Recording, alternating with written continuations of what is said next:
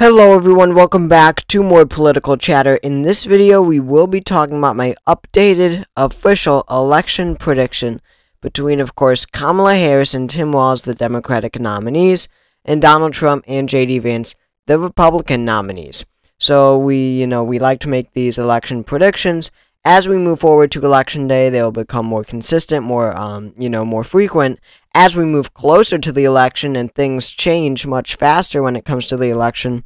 So this will be extremely important as we, keep updating these election predictions to see where the race stands. So again, we will be filling out the electoral map with our margins to see, again, where this race stands as of now, September 3rd of 2024. So we'll start with our safe Democratic states. These are states that will be decided, in my view, by a 15% margin or higher for each candidate. So, for example, California, Oregon, and Washington would all be safe states for Kamala Harris. That's already 74 electoral votes. And then she also has Hawaii, Illinois, New Jersey, Delaware, Maryland, Washington, D.C., Rhode Island, Massachusetts, Connecticut, Vermont, New York, and Maine's 1st District. And then, as for Donald Trump, he also has safe states. That's Utah, Wyoming, Idaho, Montana, North Dakota, South Dakota, Nebraska at large, Nebraska's 1st District, Nebraska's 3rd District, Oklahoma, probably Kansas, Missouri, Arkansas, Louisiana, Mississippi, Alabama, Kentucky, Tennessee, Indiana, West Virginia, and that is it. So that puts Kamala Harris and Tim Walz at a significant lead of 181 electoral votes, compared to Donald Trump and J.D. Vance's 113. So these are the ones where we absolutely know how they're going to vote. No question, we don't even need to be talking about it. Now, when you look at, let's see, if you look at the national numbers here, we have polling numbers. If we look at the national numbers, Kamala Harris is ahead by 3.2. That's extremely important because right now, I don't know how accurate this will become election day. I bet she wins it by even more. But this is below where Joe Biden was in the 2020 election. He won it by he ended up winning by 4.5% on election day. And in the polls were way off. The polls said that he would win by 8.4. So that's something to keep in mind as we call these states. But still, I believe by election day, whether it's the polls underestimating Harris or she is able to increase her lead in the polls by that amount towards election day, I do believe that eventually Kamala Harris will be, at least near that 4.5% that Joe Biden won by in the popular vote back in 2020. So now we'll move on to our likely states, and I'm actually going to add one more safe state. That's Colorado. I forgot that one. That one's trending heavily towards the Democrats. So that would be a trend to the left from 2020. So likely Democratic states, there are quite a few. There are a number of pretty substantially Democratic states that aren't quite in that safe column. You can just see some of the margins that I'm showing here from the 2020 election. So those states are New Mexico, Minnesota, especially with Walz on the ticket, she'll do well with there. Virginia, New Hampshire, Maine. These are states that were looking competitive when Biden was the nominee, but Kamala Harris has been, is proven in poll after poll to really, be able to capture these Democratic voters. She has locked down the Democratic base, by a lot, right? It's not even close. Trump isn't gaining any Democrats in every single poll. So, especially these more bluer states, she has them on lockdown. Now, there might be a couple more, probably not actually. Yeah, those are the only likely states for Harris. And then as for Trump, he has Iowa, Ohio. These are two states that used to be close in past elections. They both went to Obama even in 2012. And by larger margins in 2008. But since then, Trump has, really been able to capture this working class vote, and he has made them much more partisan for the Republican Party. So Iowa, Ohio won't even be very close. South Carolina won't be very close. You've got Maine's 2nd District. Harris doesn't have much appeal in these rural areas. That one's staying with Trump, voted for him by 8% in 2020. And then you have the state of, this is tough. I would put Florida as likely. I definitely think that Florida goes likely. It was lean in the 2020 election, but Donald Trump won it by 3.4%, so I do think it does trend at least 1.6% towards the Republicans, and this is a heavily trending Republican state, right? If you look at the 2022 elections, nobody could have believed it, but Ron DeSantis won re-election in Florida by a stunning, truly stunning, 19.4 percentage points. No one could have expected that, and not too different. On the Senate level, Marco Rubio won re-election also by a safe margin, 16.4%. So again, this is a heavily trending leftward state. I don't even think that it will be all that close. Some polls are indicating that it could be close, but in many of these states, the polls always overestimate the Democratic candidate. Alaska is likely as well, and Texas is very tough. But you know what? I'm gonna hold it. I'm gonna go with my gut here. I do really think that Joe Biden, in a lot of these rural states, and Texas is still very rural, you got a lot of rural votes up north. Joe Biden was, he was a moderate return to normalcy type candidate in 2020, and that ultimately allowed him to perform very well among these white, not necessarily working class, but just these white rural voters who might even lean conservative, but are more moderate. I mean, Joe Biden was very much a moderate in 2020. Now, Kamala Harris, on the other hand, an African-American woman, much more progressive than Joe Biden, much more liberal on the issues than Joe Biden. She brings a lot of change, right? She brings a lot of change to the ticket. And, a state like Texas, up north, I think that Kamala Harris would suffer great loss among those rural voters. But would it be enough, when it comes to keeping it likely Republican or lean Republican, would that loss be enough to offset the gains that Democrats are making in the suburbs among minority voters as well, getting them to turn out to vote? And I don't think it would. So I'm actually going to go the opposite of my position, which I just had 5 seconds ago, and I'm actually going to put it as a lean state because it is gaining population. It is getting new voters. I have these numbers up that were really stunning. I made a whole video about this. This is the increase in voter registration among these key demographics compared to 2020 to now, the week of July 21st in 2020 to now. Young women up 83%. Black Americans up 86%. Black women up 98%. Young Latinas up 150%. Young black women up 175%. Just insane numbers. Great numbers that you want to see if you're Kamala Harris.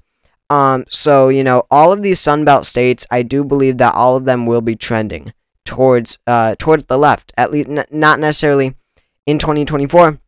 Many of them, yes, but not necessarily 2024. But, the presidential election years that are yet to come. So Texas, I would actually put lean Republican. Now, lean states are states that will be decided by 1 to 5% margin. So very, very close. And I'm actually going to add one more Democratic likely state. That's the blue dot in Nebraska, the 2nd Congressional District. Biden won it by 6.6. It's only gotten bluer since then. So now we have our 7 core battleground states: Wisconsin, Michigan, Pennsylvania, North Carolina, Georgia, Arizona, and Nevada. Now, starting with Kamala Harris, I don't think that she will have any trouble winning the state of Michigan, and you can just see it. She's not visiting Michigan very often, nor is Donald Trump, because it really is deep into Harris's column right now. It's going to be very close to being a likely state, honestly. Joe Biden won it by 2.8% in the 2020 election. This was his best performing, or he did the best in Michigan out of the 7 battleground states. Michigan was his best state, despite Trump winning it in 2016. And the polling looks very friendly towards Harris. By all metrics, she's doing very well in Michigan. She's ahead by 2.4 in Michigan, almost matching. Not too long ago, she was ahead by 3.4. So it has gotten a little closer, but just about matching where Joe Biden won it, or how much Joe Biden won by in the 2020 election. I mean, again, you got many minority voters, African-American voters, specifically in Michigan around the Detroit area. Looks like voter turnout will be fine among them for the Democrats. I believe that Harris will be fine in the state of Michigan. I really do.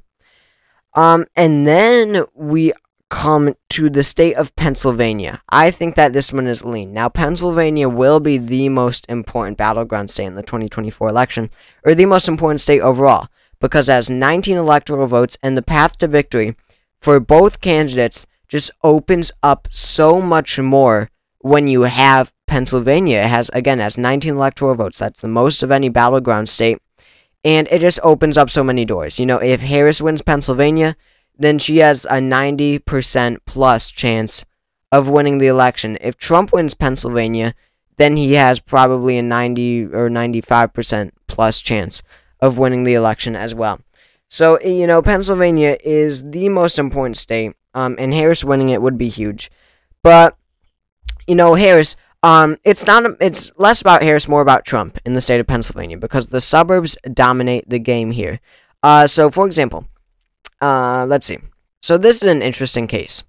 This is the 2012 election in Pennsylvania. Erie County, white working class voters went to Obama by 16 points. Chester County, Pennsylvania, rich, wealthy suburbs voted for Mitt Romney by 0.2. So while the nation and the state of Pennsylvania trended heavily towards the Republicans from 2012 to 2016, of course, Erie County went from 16 to Obama to 1.6 for Trump.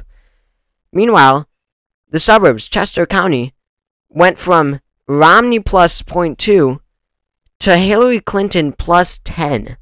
How does that happen? So the point is, the suburbs hate Donald Trump so much, and the thing is, it only got worse from there. When you look at 2020, Chester went from 9.5 for Hillary to 17.1 for Biden. These suburbs are trending so heavily towards the Democrats, and if Harris can continue this trend, then she will easily be able to win the state of Pennsylvania. Josh Shapiro was able to do it in the gubernatorial election. John Fetterman was able to do it in the Senate election. Donald Trump is now he is an incredibly weak candidate, nothing like he was before. So these suburbs are going to turn their backs fully now. I think that Harris will have insane numbers in the suburbs, carrying her to victory in Pennsylvania. Even if she has losses in the more rural part of the state, it offsets it. The gains in the suburbs absolutely offsets it. Looking at polling real quick, because this is such an important state, Harris is also ahead by 1.2%, and she has been for the entire race now. That she's been in the race, all the time she's been in the race. And then we have, let's see, I do feel comfortable. A lot of people think that Nevada is extremely close or goes to Trump. I don't feel that way. When you look at the past results, Biden won it by 2.4. Hillary Clinton won it by exactly that margin. And then even in the Senate election 2 years ago, Catherine Cortez Masto held on by a very narrow 0.8%. No one was really expecting it. So Democrats always, outperform here. And interestingly, the polling, contrary to the rest of the nation, the polling in Nevada always underestimates the Democrats. In the Senate race, the Republican was heavily expected to win. He was winning by like 3 or 4 points in every single poll. And in 2020, Biden led in the polls, but he didn't look great. And actually, this was the only state, Nevada, the only state in the 2016 election where Donald Trump was leading in the polls, but actually lost the state. Donald Trump was leading in the polls in Nevada in 2016.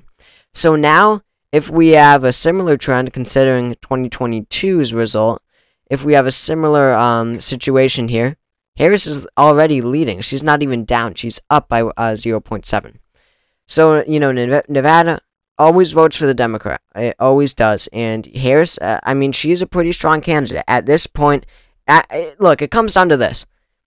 Kamala Harris has become a generic Democrat, right? She is now that generic Democrat name that they ask people, in polls and stuff, that they poll, that generic Democrat.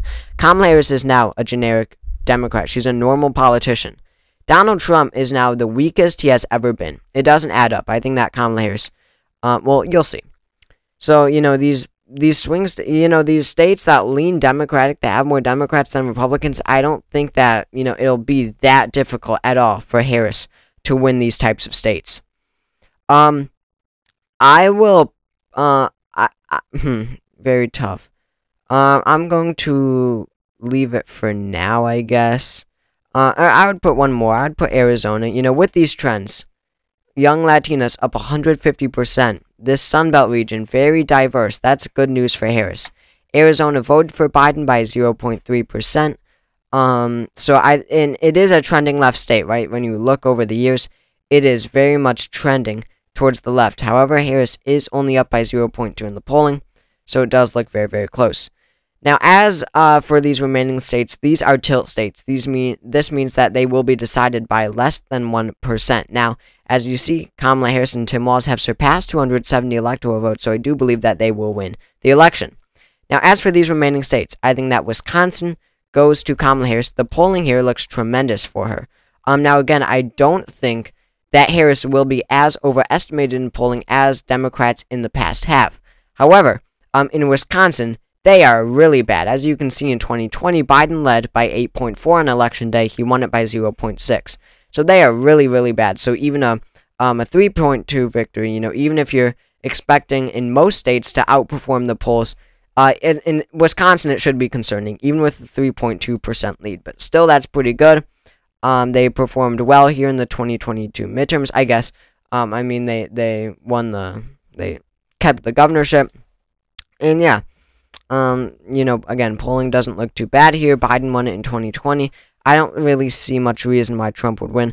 Democrats are way too confident in the state, but remember, it is the least Democratic in 2020, and it was the most Republican in 2016. So Democrats, out of the blue wall states, out of the Rust Belt blue wall states.